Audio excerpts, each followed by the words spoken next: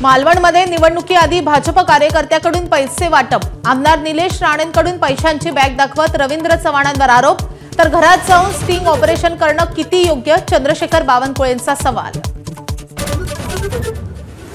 निवडणुका जीवघेण्या झाल्याचं चित्र, बीडमध्ये शरद पवारांच्या राष्ट्रवादीच्या पदाधिकाऱ्यावर जीवघेणा हल्ला, तर अंबरनाथमध्ये भाजपच्या पदाधिकाऱ्यावर हल्ला, शिवसेनेच्या पदाधिकाऱ्यावर हल्ल्याचा आरोप।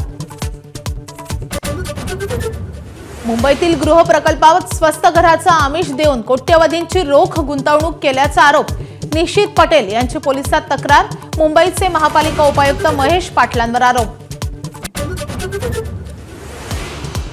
निवडणुकात जीवघेण्या झाल्याचे चित्र, बीडमध्ये शरद पवारांच्या राष्ट्रवादीच्या पदाधिकाऱ्यावर जीवघेणा हल्ला, तर अंबरनाथमध्येही भाजपच्या पदाधिकाऱ्यावर हल्ला।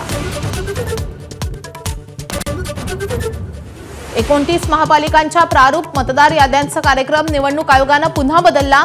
आता प्रारूप याद्यांवर हरकत आणि सूचनांसाठी 6 दिवसांची जादा वेळ।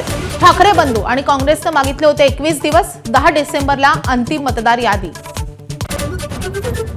हिंजवडीत वीज चिमुकल्यानं खोलीत कोंडून अंगणवाडी सेविका आणि मदतनीस बैठकीला, मुलं रडत असल्यानं प्रकार उघडकीस, अंगणवाडी सेविका मदतनीसांवर कारवाई होणार का?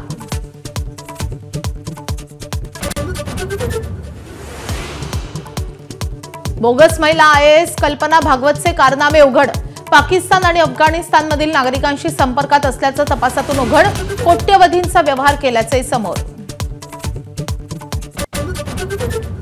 ABP माझाच्या बातमीचा इम्पॅक्ट, नागपुरातील चंपा ते खापरी रस्त्याच्या कामासाठी 80 कोटींचा निधी मंजूर। ABP माझानं बातमी दाखवल्यानंतर बावनकुळेंनी दिलं होतं रस्त्याच्या कामाचं आश्वासन।